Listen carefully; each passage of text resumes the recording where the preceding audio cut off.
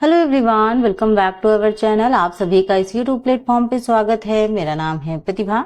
जो student UGC net जून 2025 के लिए तैयारी कर रहे हैं और जिनका पेपर 2 आपका होम साइंस है, उन स्टूडेंट के लिए आज की क्लास बेहद इंपॉर्टेंट रहने वाली है, क्योंकि आज हम करने वाले हैं एक ऐसी आपके सीक्वेंस वाले क्वेश्चन जो हर बार आपके एग्जाम में रिपीट होते हैं। तो मोस्ट रिपीटेड क्वेश्चन है, यानी आप समझ सकते हैं कि मैं बात कर रही हूं आपके प्रीवियस ईयर क्वेश्चन की। तो आज हम इस तरीके से प्रश्न करेंगे ताकि हम सारे सीक्वेंस वाले जो क्वेश्चन हैं, जो एक बार नहीं, दो बार नहीं, चार चार पांच बार पूछे जा चुके हैं, उन क्वेश्चनों को आज हम करने वाले हैं। ठीक है। ये बेहद इंपॉर्टेंट क्लास रहने वाली है। अगर आप ये कंप्लीट क्लास देख लेते हैं तो कई सारे क्वेश्चन आपके हूबहू ऐसे ही एग्जाम में देखने को मिलेंगे। ठीक है। तो जिनका होम साइंस सब्जेक्ट है उनके लिए आज के क्वेश्चन होने वाले हैं। याद रखिएगा, मैं बार बार इसलिए रिपीट कर रही हूँ क्योंकि ये क्लास एंड तक देखना बहुत ही जरूरी है। आप खुद देखेंगे कि ये जो क्वेश्चन है ये बार बार सच में आते हैं। तो ऐसे क्वेश्चन जिनके आने की उम्मीद भी बहुत ज्यादा है और जो कई बार पूछे जा चुके हैं, उन क्वेश्चनों को तो अगर आप नहीं समझ में आ रहा तो आप रट ही लीजिए। अब ये लास्ट टाइम है, लास्ट टाइम में जो बन पड़ता है वो कीजिए, बट आपको पूरी चीजें याद होनी चाहिए। तो बात ज्यादा ना करते हुए हम आज की जो क्लास है उसको स्टार्ट करेंगे। और आज का अगर आप सभी को सेशन पसंद आए तो लाइक शेयर सब्सक्राइब जरूर कीजिएगा, बेल आइकन जरूर प्रेस कर लीजिएगा ताकि जब भी मेरी क्लासेस आए उनकी नोटिफिकेशन आप तक पहुंचे। और अभी तक अगर आप टेलीग्राम चैनल से नहीं जुड़े हैं तो प्लीज जुड़ जाइए। इसकी पीडीएफ वगैरह जो भी है वो आपको टेलीग्राम चैनल पे मिलेगी। ठीक है, चलिए स्टार्ट करते हैं। और देखो, पहला जो आपसे पूछा गया है, यहाँ पे वैसा मैंने नहीं लिया है कि क्वेश्चन लिखा देन आंसर लिखा। आपको सीधा सीधा पूरा सीक्वेंस है। यहाँ पे कोई भी आपको ऑप्शन नहीं दिखेंगे कि आपको राइट करना है। ये जो सीक्वेंस लगा है ये सही तरीके से लगा है, तो आपको ऐसे ही सीक्वेंस लगाने। जितने मैं आपको क्वेश्चन बताऊंगी सब में सीधे सीधे सीक्वेंस लगे हुए हैं, किसी में आपको राइट आंसर वगैरह नहीं देना है। ठीक है। ये इस तरीके का होगा कि बस आपको याद करना है, देखना है। अगर आप इसको एग्जाम देने से पहले 2-3 बार भी रिपीट कर लेते हो तो एक माइंड में ये जो चीजें हैं कि कैसे सीक्वेंस में हमें अरेंज करना है, ये आपके माइंड में बैठ जाएगा। ठीक है। तो चलो, यहाँ पे सबसे पहले आपसे पूछा गया है कि स्टेप्स ऑफ ऑर्गेनाइजेशन प्रोसेस, यानी संगठन प्रक्रिया के चरण। तो संगठन प्रक्रिया के चरण में पहले कौन आएगा, लास्ट में कौन सी चीज आएगी, इस चीजों को अगर याद रखेंगे तो हमें क्या करते हैं। बात यह कि क्वेश्चन में कई बार होता है कि केवल 5 पॉइंट तक नहीं, 6, 7, 8 पॉइंट तक आपका दिया रहता है, तब तो फिर बहुत लेंदी क्वेश्चन हो जाते हैं और सॉल्व करने में आपका समय भी बहुत जाता है। फिर आप नीचे कोड देखते हैं, फिर सॉल्व करते हैं, फिर कोड देखते हैं, फिर सॉल्व करते हैं। तो इस तरीके से अच्छा है कि आप एक बार में इन चीजों को माइंड पे बैठा ले कि पहले कौन सी चीज आएगी, बाद में कौन सी चीज आएगी। देखो, सबसे पहले आइडेंटिफाई करने का आएगा, यानी गतिविधियों की पहचान और वर्गीकरण करना, यानी identify and classify the activities. ठीक है, यानी गतिविधियों की पहचान और वर्गीकरण करना आपका फर्स्ट स्टेप होगा। ठीक है। सेकेंड में आपका होगा ग्रुपिंग एक्टिविटी, यानी समूहीकरण की जो गतिविधियां हैं, यानी जो ग्रुप में जो कार्य होते हैं, ग्रुप में जो एक्टिविटी होती हैं, वो आपका आएगा सेकेंड में। थर्ड में आपका आएगा अधिकारों का विकेंद्रीकरण, यानी डिलीगेशन ऑफ अथॉरिटी, ये आपका थर्ड में आएगा। देन फोर्थ में आपका आएगा प्रतिनिधि मंडल काम करता है, यानी डिलीगेशन द वर्क। और लास्ट में आपका आएगा कोऑर्डिनेशन, यानी सबके बीच जो समन्वय होता है वो बैठ रहा है कि नहीं, लास्ट में आपका कोऑर्डिनेशन आएगा। तो सबसे पहचान करने की बात यही कि सबसे पहले आपका आइडेंटिफाई करने के लिए आ रहा है, क्लासिफिकेशन करने के लिए आ रहा है, वर्गीकरण करने के लिए आ रहा है, और लास्ट में आपका क्या है, समन्वय करने के लिए। तो अगर आपका ऑर्गेनाइजेशन का प्रोसेस पूछा जाएगा तो इस चीज को थोड़ा सा याद रखेंगे। तो कई बार हमें कोर्स से आंसर बहुत जल्दी मिल जाते हैं अगर हमें पहले और लास्ट का थोड़ा सा बीच का नॉलेज होता है। तो देखो, सेकंड देखो, यहाँ पे बहुत लंबी क्लास नहीं होने वाली है, बहुत ज्यादा मैं लंबी क्लास नहीं खींचूंगी, ताकि इसको आप 2-3 बार अगर इस वीडियो को आप देख लोगे तो आपका आराम से तैयार हो जाएगा। नेक्स्ट क्वेश्चन है आपका स्टेप ऑफ बाइंग प्रोसेस, यानी खरीदने की प्रक्रिया का चरण आपको बताना है। तो इसका क्रम कैसे लगेगा, इसमें भी आपके 5 स्टेप होंगे। 5 स्टेप में सबसे पहले क्या होगा, आपको आवश्यकता की पहचान करनी है। ठीक है, नीड की क्या है, पहचान करनी है आपको। फिर क्या करना है, फाइंड द प्रोडक्ट, यानी उत्पाद को खोजना है। थर्ड स्टेप में आपका क्या होगा कि develop interest in the product, फिर आपको उत्पाद में इंटरेस्ट जगाना है, आपकी रुचि विकसित करनी है। फिर आपका फोर्थ नंबर पे होगा उत्पाद का मूल्यांकन करें। ठीक है, अभी बहुत सारे बच्चों के दिमाग में ये होता होगा कि मैम मूल्यांकन इवेल्युएशन तो लास्ट में आता है ना। कई बार हमारे माइंड में होता है और कई सारे जो प्रोसेस होते हैं सीक्वेंस वाले, उसमें कई बार ऐसा होता है कि लास्ट में मूल्यांकन आता है। लेकिन कुछ चीजों में आप याद रखेंगे, सिर्फ मूल्यांकन केवल मात्र देखने से मत ये आंसर लगाइएगा कि ये लास्ट में होगा तो इसको हम लास्ट में ऑर्गेनाइज करेंगे। एग्जामिनर भी जानता है कि आपके माइंड में क्या चल रहा होगा इस वक्त। आपने आधे से ज्यादा क्वेश्चन में मूल्यांकन लास्ट में पढ़ा तो आपको लग रहा होगा मूल्यांकन लास्ट में होगा, तो वो भी उस तरीके के कोड आपको देता है ताकि आप कंफ्यूज हो जाए। तो यहाँ पे कंफ्यूज बिल्कुल मत होइएगा। उत्पाद का मूल्यांकन फोर्थ नंबर पे होगा और फिफ्थ नंबर पे होगा उत्पाद को पैसे से क्या करें, एक्सचेंज करें। मतलब आपने क्या किया, पैसे दिए और आपने चीजें ली। ठीक है, तो ये आपका क्या होगा, लास्ट में होगा। तो इतना तो आपको समझ में आएगा कि हम कोई भी चीज खरीदते हैं तो भाई लास्ट में क्या होता है, पहले हम सब चीजें देखते हैं, हमारी जरूरत क्या है पहले हम उसको देखते हैं, जरूरत के बाद लास्ट में हम क्या करते हैं, भाई पैसे दिए। मान लो कोई चीज आपको खरीदनी है, आपने पैसे दिए और आपने प्रोडक्ट ले लिया, ऐसे टाइप। तो लास्ट में आप पैसे देते हो ना, उसके बाद तो कौन सी चीजें होती है, कुछ नहीं। तो लास्ट याद रखिएगा। तो 5 स्टेप इसमें भी होंगे। नेक्स्ट है आपका, एक चिड़िया बहुत बगल से बोल रही है, आपको आवाज शायद सुनाई दे रही होगी, कौन सी है, ची ची ची ची।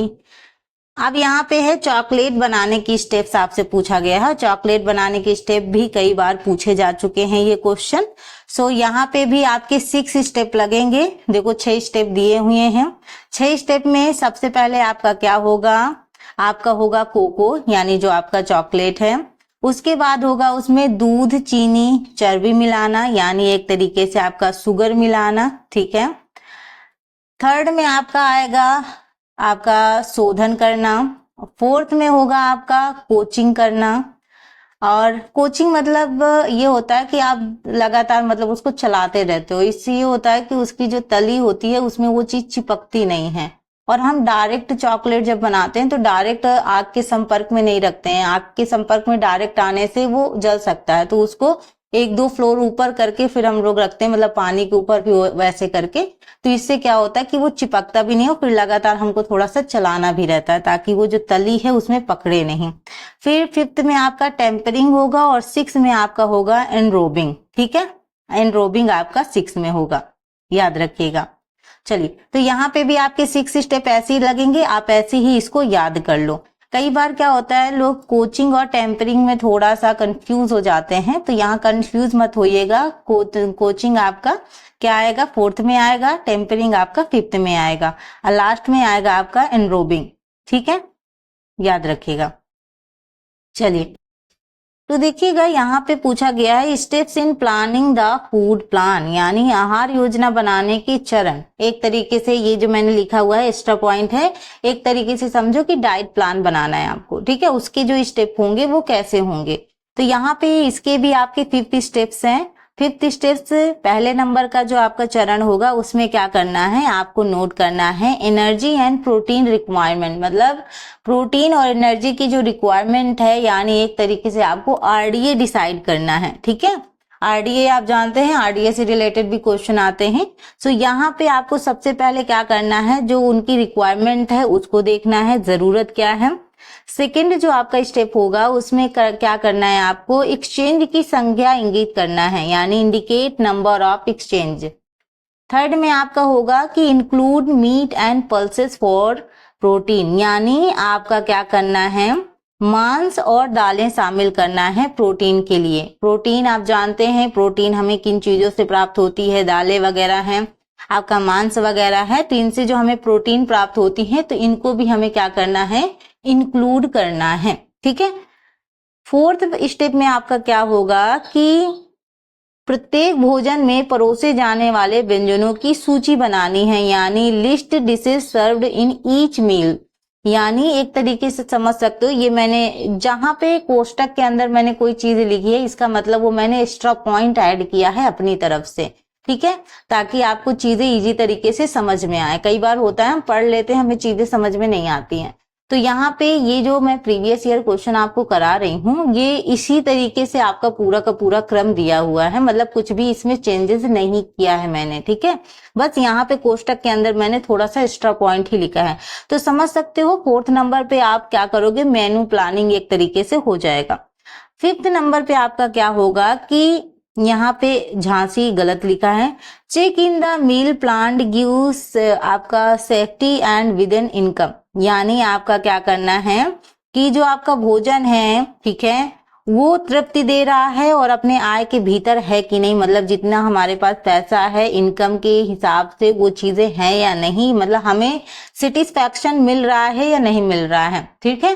तो एक तरीके से सेटिस्फैक्शन और एक तरीके से हम कोई भी चीज, मतलब मान लो कोई भी चीज हम डाइट प्लान करते हैं तो अपने जो हमारी इनकम है उसके हिसाब से हम सारी चीजें करते हैं कि अपने इनकम के अंदर भी आ जाए और हमें सेटिस्फैक्शन भी मिल जाए, मतलब हमें संतुष्टि भी मिल जाए कि जो हम डाइट प्लान बना रहे हैं वो किस तरीके का है, ताकि हमारा कोई लॉस भी ना जाए। तो इस तरीके से आप करोगे कि आपको संतुष्टि भी मिले और आपकी इनकम के अंडर भी हो, ठीक है। चलो, यहाँ पे थोड़ा मिस्टेक है, इसको मैं सुधार दूंगी जब मैं आपको पीडीएफ सेंड करूंगी। अब देखो यहाँ पे पूछा गया है आपसे परिधान उद्योग में परिधान उत्पादन का क्रम। देखो ये भी आता है आपका, तो आपको appraisal production in appraisal industry के बारे में आपको सीक्वेंस लगाने हैं। इसके भी आपके 5 स्टेप्स होने वाले हैं। 5 स्टेप्स, पहला आपका स्टेप होगा लागत और समय प्रबंधन, मतलब कोई चीज आप करोगे, कॉस्टिंग और शेड्यूलिंग क्या है, यानी पैसे कितने लगेंगे, उसकी प्लानिंग वगैरह आपको पहले से बनानी पड़ेगी। कोष्टक के अंदर मैंने एक्स्ट्रा पॉइंट लिखा है, याद रखिएगा। पहले आप क्या करोगे, सबसे पहले आप कितने पैसे लगेंगे इसकी प्लानिंग वगैरह आप सब क्या कर लोगे, बना लोगे, समय प्रबंधन सब कर लोगे। देन आपका होगा उसके बाद उत्पादन पैटर्न और ग्रेडिंग होगा, protection pattern and grading. 3rd step पे आपका क्या आएगा, सीक्वेंस लगेगा कि मार्कर बनाना। मार्कर बनाना मतलब एक तरीके से मेजरमेंट फॉर्मेट जो होता है वो करना, मेजरमेंट मतलब एक तरीके से मापना, ठीक है। ये आपका क्या होगा, मार्कर बनाना। 4th नंबर पे होगा आपका कटिंग, ठीक है। और 5th नंबर पे होगा असेंबली यानी सभा, यानी अब सारी चीजों को आपको क्या कर देना है, इकट्ठा कर देना है, एकत्रित कर देना है। तो लास्ट में आपका इकट्ठा करना आएगा और सबसे पहले आपका आएगा कि जो चीजें आप कर रहे हो उसमें कितनी कॉस्ट वगैरह लग रहा है, कितना समय वगैरह लगेगा, ये सारी चीजें पहले आप क्या करोगे, डिसाइड करोगे, प्लान वगैरह करोगे। और लास्ट में क्या होगा, कटिंग वगैरह मार्कर वगैरह करने के बाद आप लास्ट में उन चीजों को क्या कर दोगे, कंबाइन कर दोगे, इकट्ठा कर दोगे। इस तरीके से आपका पूरा स्टेप लगेगा। ऐसे ही स्टेप आपके पूरे दिए हुए हैं, मैंने कुछ भी चेंजेस इसमें नहीं किया है, राइट। चलो, नेक्स्ट आपका है एक्रेलिक फाइबर के निर्माण का क्रम, ठीक है। आपका sequence of manufacturing acrylic fibre. तो एक्रेलिक फाइबर के निर्माण का क्रम आपसे पूछा गया है और ये निर्माण के क्रम भी आपके 5 स्टेप में लग रहे हैं। 5 स्टेप मैंने दिए हैं। सबसे पहले आप क्या करोगे, पॉलीमराइजेशन यानी बहुलीकरण, यानी क्या करना है कि छोटे छोटे मोनोमर्स को एक साथ मर्ज कर दिया जाता है तो क्या बन जाते हैं, आपके पॉलीमर बन जाते हैं। याद रखिएगा, पॉलीमराइजेशन मतलब एक तरीके से छोटे छोटे जो मोनोमर्स होते हैं उनको एक साथ मर्ज कर दिया। मर्ज करना मतलब एक तरीके से कंबाइन कर देना, जोड़ देना, तो क्या बन जाता है, आपका पॉलीमर बन जाता है, ठीक।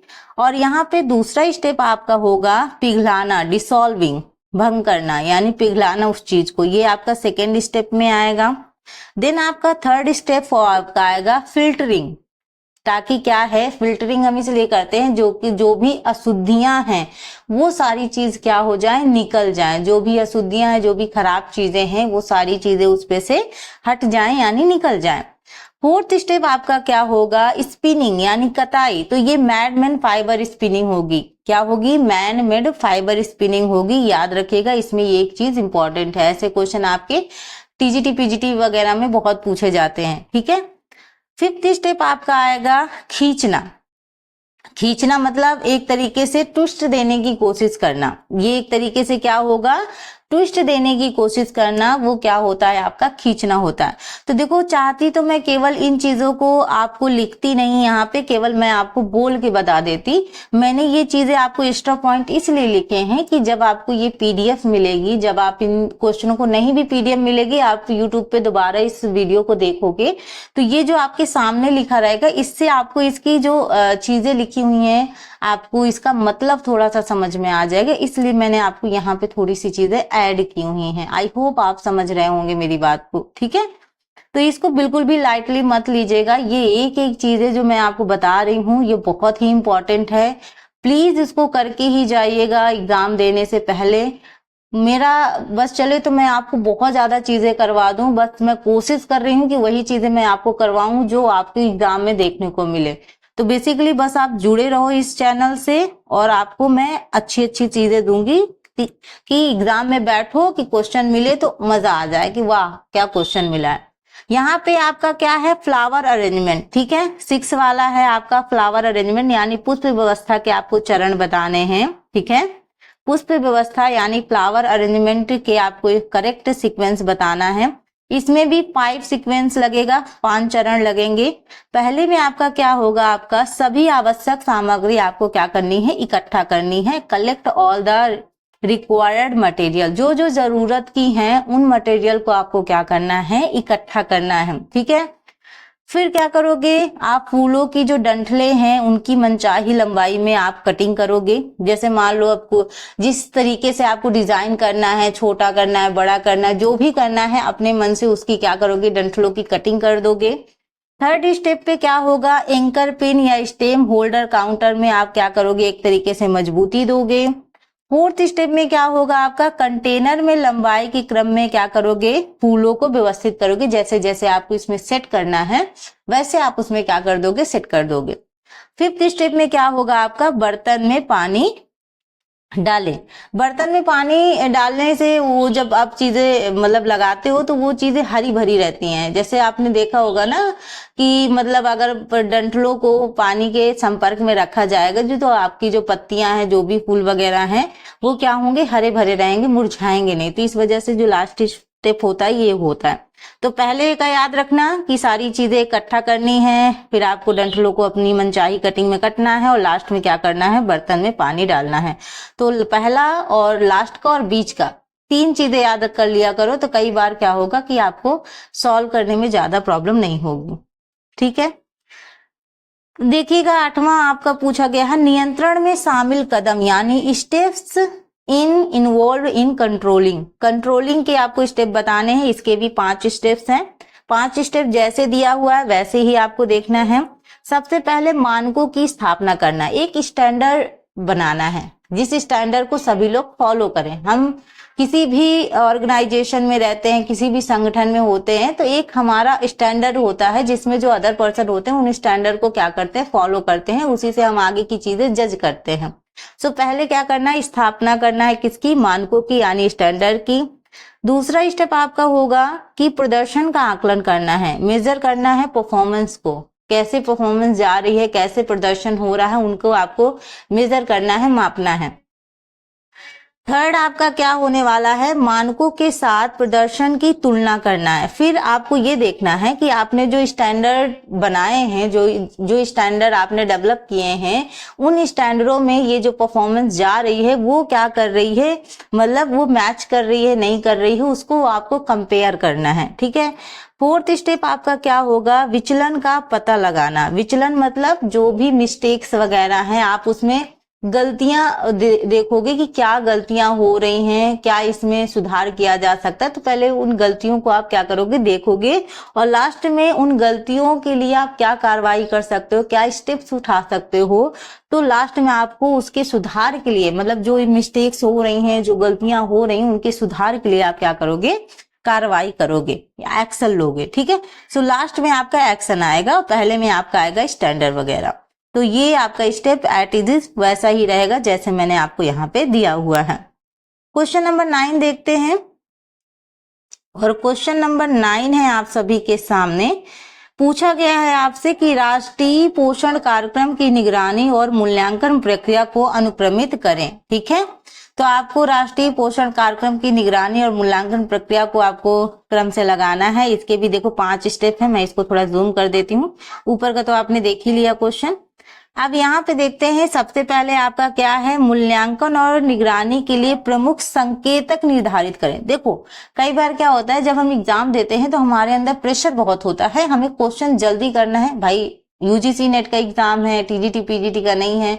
तो यूजीसी नेट के एग्जाम में आप जानते हैं कि जो क्वेश्चन होते हैं लेंदी भी होते हैं, आपके पास समय कम होता है, क्वेश्चनों की संख्या ज्यादा होती है, इतना ज्यादा सोचने का समय आपके पास मिल नहीं पाता है। अगर एक क्वेश्चन में आप ज्यादा समय दे देते हो तो अदर क्वेश्चन आपके छूट जाते हैं। तो यहाँ पे बहुत सारे बच्चे गलती ये करते हैं कि मूल्यांकन देखा नहीं, कि उनको लगा कि अब तो ये लास्ट में आएगा, मतलब आधा क्वेश्चन देखा और उसके बाद लगेगा भाई ये तो पहले आ ही नहीं सकता, और ये जो पीछे का क्वेश्चन है उन्होंने देखा नहीं। ये ऐसा नहीं कि मतलब अच्छे अच्छे होशियार बच्चों से भी ये गलती हो जाती है, कई बार हम फास्ट करने के चक्कर में ये गलती कर देते हैं। मैं कहती हूँ कि चाहे एक ही बार पढ़ो लेकिन क्वेश्चन को पूरा कंप्लीट जरूर पढ़ना, अधूरा मत छोड़ना, बाद में घर आके अफसोस होगा, है ना।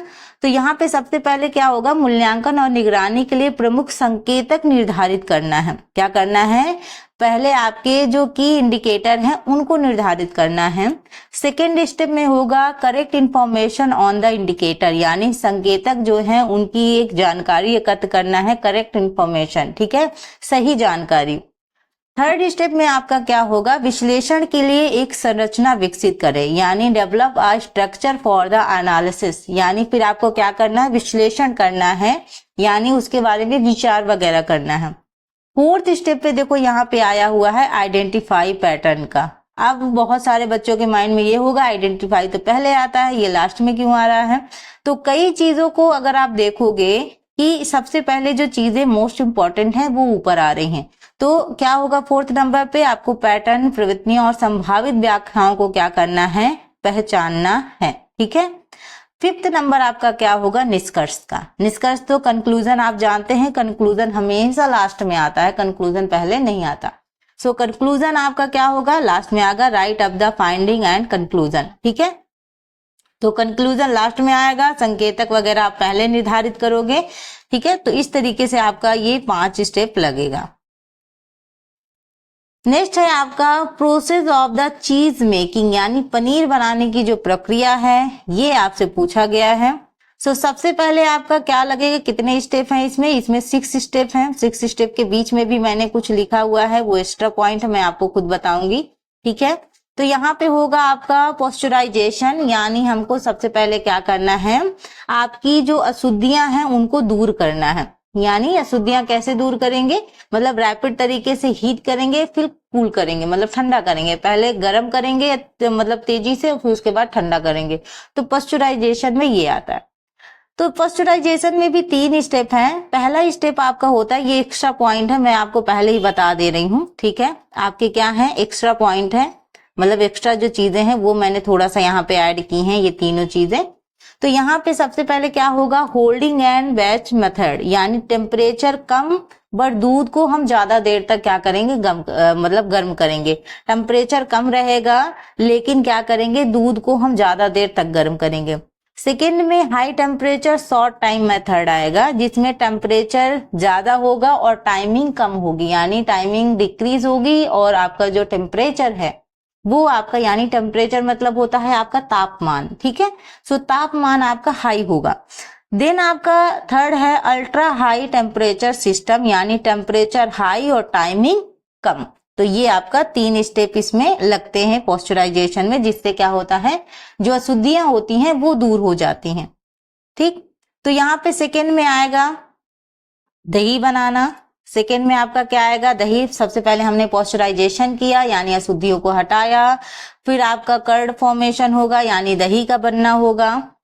थर्ड में आपका आएगा चेडर। चेडर मतलब हम क्या कर रहे हैं, उसकी जो वाटर है, उसका जो पानी है उसको हटा रहे हैं, पानी को रिमूव करना ही क्या होता है, आपका चेडर होता है। न्यू आपको टर्म लग रहा होगा चेडर, तो समझ में नहीं आया होगा, बट जिन्होंने पहले भी एग्जाम वगैरह दिए हैं उनको पता होगा कि ये आपके टर्म्स देखने को मिले हैं। तो वाटर रिमूव करना क्या होता है, आपका चेडर होता है। फोर्थ नंबर है मिलिंग एंड सॉल्टिंग, यानी आपको क्या करना है, नमकीन बनाना है। फिफ्थ में आपका होगा मोल्डिंग, ढलाई, और लास्ट में आपका 6 होगा पकने वाला। ठीक है, तो इस तरीके से आपका इसका स्टेप होगा। पहले आप देख लीजिए, आपका पॉस्चराइजेशन पहले होगा, उसके बाद लास्ट में पकने वाला। याद रखिएगा 6 स्टेप इसके हैं। एक टर्म है जिसको मैंने बीच में ऐड किया है, सो ये इसलिए क्योंकि ये भी थोड़ा सा इम्पोर्टेंट है। TQM प्रोग्राम, TQM जो कार्यक्रम है इसका आपसे बताया गया है, यानी टोटल क्वालिटी मैनेजमेंट। ठीक है, तो ये मैनेजमेंट का यानी प्रबंधन का एक पार्ट है जिससे क्वेश्चन पूछा गया था, तो इसलिए मैंने ऐड कर दिया।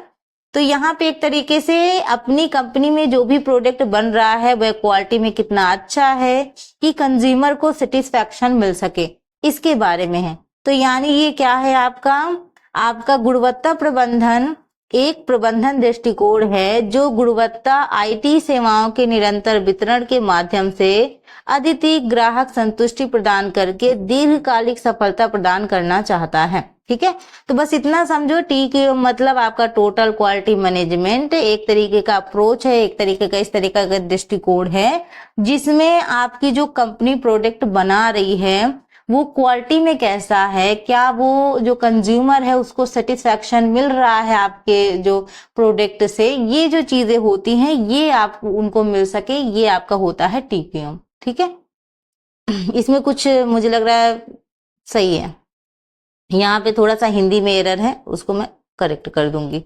चलो यहाँ देखिएगा 11 क्वेश्चन है आपका, प्रोग्राम स्थापित करने के लिए आवश्यक कदम।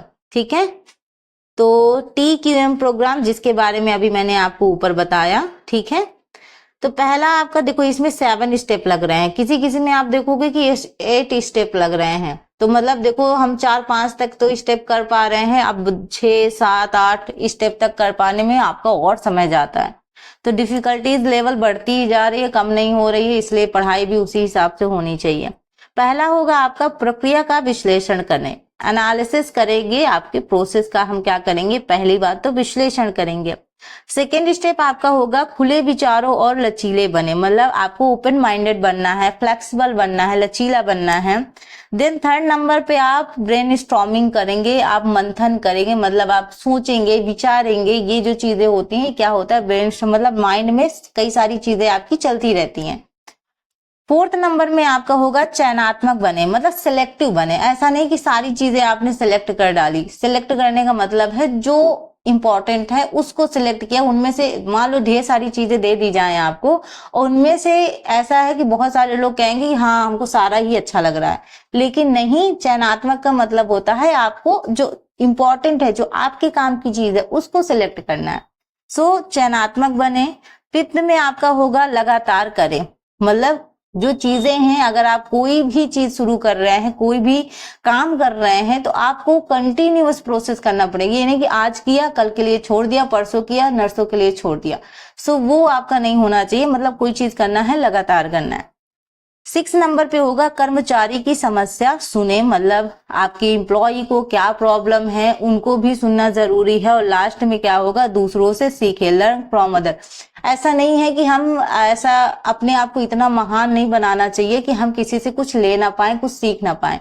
हमें हर कोई इंसान कुछ ना कुछ सिखा के जाता है। मान लो आपके एम्प्लॉय हैं, कोई सजेशन दे रहे हैं, कुछ दे रहे हैं, हो सकता है उनका सजेशन आपसे थोड़ा सा बेटर हो, या हो सकता है कुछ नई टेक्निक पता चले, तो उसको भी हमें क्या करना चाहिए, सुनना चाहिए, क्या है, मतलब दूसरों से कुछ ना कुछ हम सीख सकते हैं। तो ये आपका लास्ट स्टेप होगा। तो पहले क्या होगा, प्रक्रिया का विश्लेषण, और लास्ट में क्या होगा, दूसरों से सीखना। 7 स्टेप इसमें हो जाएंगे। नेक्स्ट है आपका सीक्वेंस ऑफ कानी सॉल मेकिंग, यानी ये जो एक कश्मीरी सॉल है, कानी सॉल, ठीक है, तो ये इसका आपका स्टेप बताना है। कानी सॉल यानी कश्मीरी सॉल बनाने का जो क्रम है वो आपको बताना है। तो सबसे पहले देखो इसमें क्या होगा कि आपको क्या करना है, ऊन संग्रह और भंडारण करना है, कलेक्शन एंड स्टॉर्मिंग करना, मतलब स्टॉर्मिंग करना है, यानी ऊन को आपको क्या करना है, संग्रहित करना है, भंडारित करना है। सेकेंड स्टेप में होगा कि ऊन को कंघी करना और उसकी क्या करना, छटाई करना। थर्ड में आपका होगा धोना और उसके बाद रंगना, यानी वॉशिंग एंड डाइंग, आपका थर्ड स्टेप में आएगा, याद रखिएगा। फोर्थ स्टेप आपका होगा धागे की बाइंडिंग करना, फिर आप क्या करोगे, धागे की क्या करोगे, बाइंडिंग करोगे। फिफ्थ नंबर पे आप क्या करोगे, ताने को कंधे पर आप पिरोने का जो काम होगा वो आप फिफ्थ नंबर पे करोगे। पहले आपने चीजें इकट्ठा की, भंडारित की, फिर आपने उनको मतलब कंघी किया, उनकी छटाई वगैरह की, फिर धोने और रंगने का काम हुआ। फोर्थ में आपने धागे की बाइंडिंग करी। फिफ्थ में आपने क्या किया, धागे को कंधे पर पिरोया। 6 नंबर पे आपका क्या होगा, डिजाइन पैटर्न का आलेखन करना, मतलब कौन सी डिजाइन ड्रॉ करनी है, ड्राइंग करनी है, वो चीजें करना है। 7 स्टेप आपका क्या, देखो इसमें 8 स्टेप तक दिया हुआ है, सोच लो, है ना। 7 में क्या होगा, सॉल की लंबी पट्टियां बनानी है, और 8 में आपका क्या करना है, सॉल के टुकड़े को आपस में जोड़ना है। मतलब आपने लंबी लंबी पट्टियां बना ली और उसके बाद आपको क्या करना है, उसमें जोड़ना है। तो इस तरीके से आपका होगा, ये लास्ट से आप याद रख सकते हो ये, ठीक है। यानी पहले आप क्या करोगे, सॉल की लंबी लंबी पट्टियां बनाओगे और उसके बाद क्या करोगे, सॉल के टुकड़ों को आपस में क्या कर दोगे, जोड़ दोगे। तो इस तरीके से आपका होगा ये कौनी सॉल, यानी कश्मीरी सॉल है ये एक प्रकार का, ठीक है। याद रखिएगा, इसके 8 स्टेप ऐसे ही आपसे पूछे गए थे। चलो नेक्स्ट क्वेश्चन देखते हैं। पूछा गया है कि एक आयुक्त प्रणाली में खाद्य उत्पादन में शामिल कदमों जो हैं उनको अनुक्रमित करना है, यानी सीक्वेंस में आपको लगाना है, ठीक है, कमिश्नरी सिस्टम का। अब देखते हैं इसका, थोड़ा सा मैं ऐसे जूम कर देती हूँ ताकि अच्छे से दिखे आपका। सबसे पहले स्टेप इसमें क्या होगा, इसमें भी देखो 7 स्टेप हैं। सबसे पहले क्या करना है, प्रशीतन कच्चा माल रखें, पहले क्या करना है, रॉ मटेरियल लेना है, ठीक है। उसके बाद सेकेंड स्टेप में आपका होगा उसका उत्पादन, यानी उसका प्रोडक्शन। थर्ड स्टेप में होगा तेज ठंडक करना है, यानी रैपिड चिल करना है उसको। फोर्थ में स्टेप में होगा भाग लेना। फिफ्थ में होगा कोल्ड होल्ड, यानी ठंडी करना है उसको एक तरीके से। फिर आपको क्या करना है, उसको दोबारा गर्म करना है, यानी रीहीट करना है। और लास्ट में आप क्या करोगे, सर्व कर दोगे, यानी सर्विस दे दोगे, सेवा कर दोगे। तो इस तरीके से आपका क्या होगा, इसका स्टेप होगा, 7 स्टेप है। चलो नेक्स्ट क्वेश्चन है आपका, भोजन की थोक खरीद में शामिल कदम। तो भोजन की थोक खरीद में शामिल कदम आपको बताना है, ठीक है। तो यहाँ पे देखते हैं इसका क्या होगा, परचेजिंग ऑफ फूड, ठीक है। तो यहाँ पे मैं थोड़ा जूम कर देती हूँ ताकि आपको दिखे। सबसे पहले क्या होगा, आइडेंटिफाई नीड, यानी पहले तो सबसे पहले आवश्यकता को पहचाने, जरूरत क्या है आपकी। सेकेंड में आपका होगा एक स्टैंडर्ड निर्धारित करें, एक मानक निर्धारित करें। थर्ड में आपका होगा अनुमानित मात्रा, ठीक है, कितनी मात्रा चाहिए। फोर्थ स्टेप में होगा identify amount to be purchase, यानी खरीदी जाने वाली जो राशियां हैं उनकी आपको क्या करना है, पहचान करना है। आइडेंटिफाई 2 तरीके से, सबसे पहले तो हमारा नीड होता है, हमारी आवश्यकता क्या है, और आपका फोर्थ नंबर पे आएगा कि खरीदे जाने वाली जो राशियां हैं उनकी पहचान करना है। फिफ्थ में आपका होगा खरीद आदेश विकसित करें, ठीक है, ऑर्डर यानी परचेस ऑर्डर। 6 में आपका होगा मार्केट रिसर्च फॉर वेंडर, यानी विक्रेताओं के लिए बाजार अनुसंधान, मतलब बाजार में क्या चीजें चल रही हैं, क्या नहीं चल रही हैं, किन चीजों की आवश्यकता ज्यादा है। इन चीजों को भी जब भी हम बिजनेस वगैरह इस तरीके का करते हैं ना, तो इन चीजों की नॉलेज हमें होनी चाहिए। अदरवाइज हम बना कुछ और रहे हैं, मांग लोग मतलब लोगों की मांग कुछ और है, तो फिर आपको नुकसान हो सकता है। तो इस तरीके से हमको काम करना चाहिए कि जिस तरीके की लोगों की नीड्स है उस हिसाब से अगर हम काम करेंगे तो ज्यादा बेटर रहेगा। 7 में आपका होगा आपका विक्रेताओं के साथ चयन करें और क्या करें, बातचीत करें, ठीक है। लास्ट स्टेप आपका ये होगा, याद रखिएगा क्वेश्चन नंबर ये। तो ये देखो आपकी इंपॉर्टेंट इतने क्वेश्चन मैंने आज कराए हैं, बहुत ज्यादा देखो लंबी क्लास मैंने नहीं की, ताकि एक ही क्लास आप इस क्लास को 2-3 बार रिपीट करके भी देख लेना, चाहे फास्ट तरीके से देख लेना। मैं नहीं कह रही हूँ कि बहुत स्लो तरीके से देखो, फास्ट तरीके से देखो, और इसको जल्दी जल्दी एग्जाम देने से पहले रिवाइज जरूर कर लो। रिवाइज कर लोगे, ये क्वेश्चन हूबहू आपको ऐसे ही मिल जाएंगे, इसमें कोई भी चेंजेस आपको देखने को नहीं मिलेगा, ठीक है। तो ऐसे ही अगर आप चाहते हैं कि मैं और भी इंपॉर्टेंट जो टर्म आपके एग्जाम में देखने को मिलते हैं, जो आपके और भी क्वेश्चन है जो एग्जाम में आपके कई बार, ये नहीं कि 4-5 बार, कम से कम कई बार क्वेश्चन ऐसे होते हैं जो आपके 7-8 बार 10 बार भी रिपीट हुए हैं, तो उन क्वेश्चनों को भी मैं लाने की पूरी कोशिश करूंगी। तो बस आप बने रहिएगा, अपना सपोर्ट बनाए रखिएगा, कमेंट बॉक्स में अपना प्यारा सा कमेंट छोड़िएगा, जो भी आप चाहते हैं, जिस तरीके से आप क्वेश्चन चाहते हैं वो भी आप पूछ सकते हैं। एंड मिलते हैं अपने नेक्स्ट क्लास में। तब तक अपना ख्याल रखिएगा, अपने माता पिता का। Thank you for watching, thank you so much, bye bye.